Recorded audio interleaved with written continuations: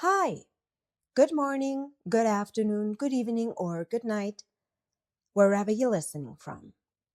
It's me, Lisa, and this is Untitled, the podcast without a name.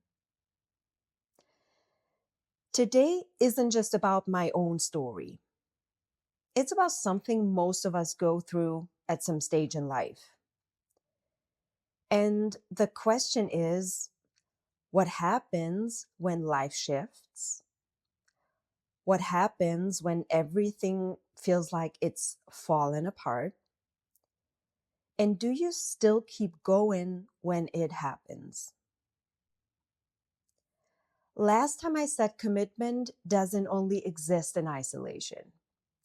I said there is always something or someone, and that's your environment. And when there is a change and that environment shifts, you feel it. Sometimes it's nothing dramatic, just a shift. But sometimes it's something huge, maybe. Something that shakes you to your core.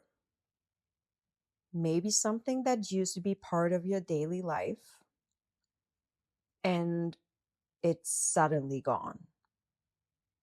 Not slowly, just gone. And you don't really know how to handle it. That kind of shift hits differently. It's not just emotional, it really affects your structure, your daily life. And sometimes it's not even the person or the thing, it's the identity you had when it was there, the version of you in that dynamic. And when it's gone, you're not only grieving the loss, you are reorganizing who you are in this new reality. And that can be terrifying. So, from the outside, everything looks the same, right? You still wake up, you still go to work, you still train, you still show up. But internally, you're adjusting to a reality you didn't choose. And that feels scary. But here's the important part. You can feel all of that and still stay committed and still stay disciplined and still show up for yourself. Now, here's something important psychologically. When something like that happens, your nervous system goes into, let's say, flight mode, right? Survival mode. It doesn't care about your long-term goals. It cares about getting through the situation. And maybe you shutting down, or there is avoidance, or overreacting, or maybe going back to old patterns because they feel safe. But every time you choose to keep your routine, every time you wake up and you still stick to your structure, you are teaching your nervous system something really important. And that builds resilience, actually. Every time you don't quit, you create evidence for your brain. Evidence that you can handle hard shit. And that builds self-trust. So, the version of me today didn't always exist. Before I can even talk about 2013, I have to say my life since I was a kid was not really what you would call stable or healthy. So from a very young age, maybe 7 or 8, I already carried a lot of negative feelings about myself. confusion, self-doubt, all of that. Things a child shouldn't have to deal with. Um, but let me move forward. So around 2013, it became worse. Between 2013 and 2018, I was in a really bad place mentally and physically. I knew I had to change something. So I was already a mom, right? My daughter was born in 2014. And I knew I really have to change myself and my situation. So in 2018, something shifted finally inside me. And people didn't see what was happening inside me, but I was working on a lot of stuff.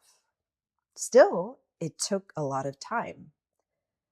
The real change came in 2020, March 2020, actually, when COVID hit. So until then, my eating disorder was still a thing as well. Not like before, but still there, at least in my head.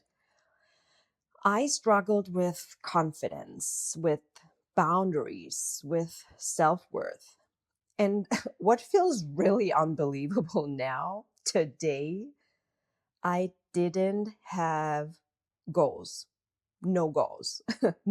Really no goals. So I was just trying to survive daily life.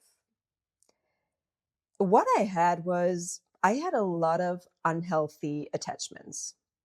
That's what I had.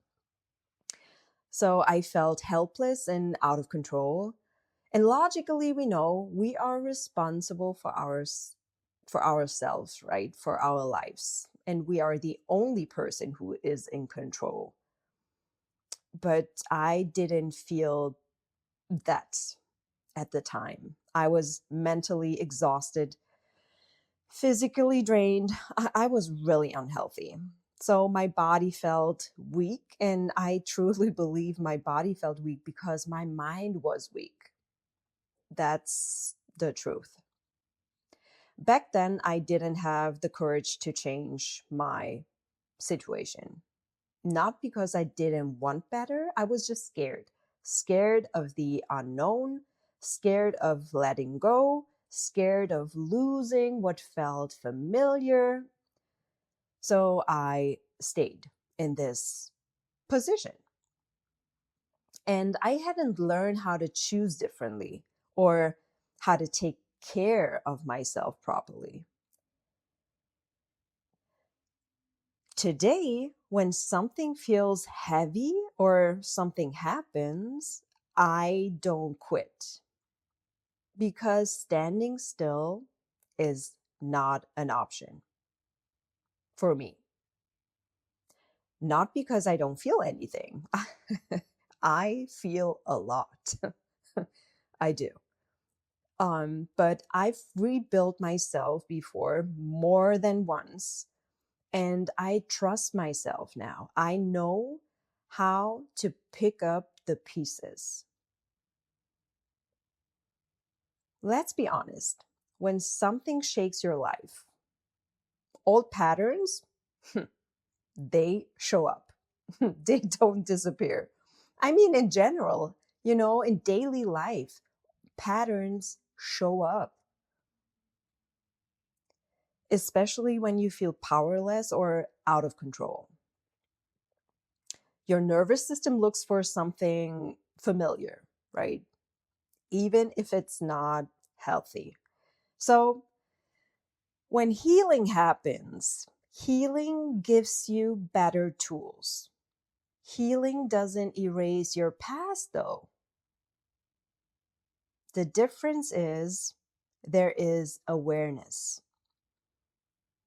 I know my patterns, I see them, and when they knock on the door, I'm able to choose differently. Not perfectly, but I am able to choose. Old patterns may show up, but they don't run the show anymore. And sometimes someone holds up a mirror. Sometimes awareness is not enough. So they point out your patterns, and maybe you feel exposed, defensive. But if you are honest, sometimes that's exactly what you need. Someone holding you accountable. Because growth doesn't come from comfort. I say it again. Growth doesn't come from comfort. It comes from being challenged. And the most challenging people in your life are often the ones who refine you the most. Not to break you, to elevate you. And yes, that's uncomfortable, very uncomfortable. But this situation is information you can work with. And if you sit with this information instead of running away, it changes you. And resilience doesn't mean nothing affects you. It's about who you are while something difficult is happening. You can be strong, you can be disciplined, you can be grounded, and still feel completely lost. But losing something that mattered doesn't mean you lose yourself, though. It means you're learning who you are in a new reality. And maybe some things never fully leave you. Maybe you will always ask yourself, what would have been if? That is just, because it means something. It mattered. And things that matter leave marks. Not to break you, but to shape you. So your routines aren't for the easy days. You build structure for the days when you don't feel okay. Structure isn't there to impress anyone. It's there to protect you. Structure becomes your safe place, right? So discipline becomes your stability. And when control slips, the question isn't, why did this happen? The real question is, who am I going to be now? Being strong isn't loud, it's quiet. Waking up, doing the work, training, building, moving forward consistently. Even when nobody sees the weight you are carrying. Are you building a version of yourself that can carry weight without breaking? That's the question. And you don't need to change overnight. And you will never be perfect.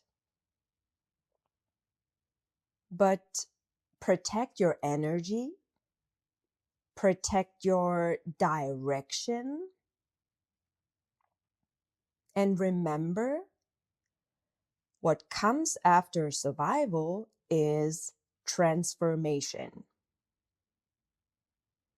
Transformation doesn't happen because nothing hurts you.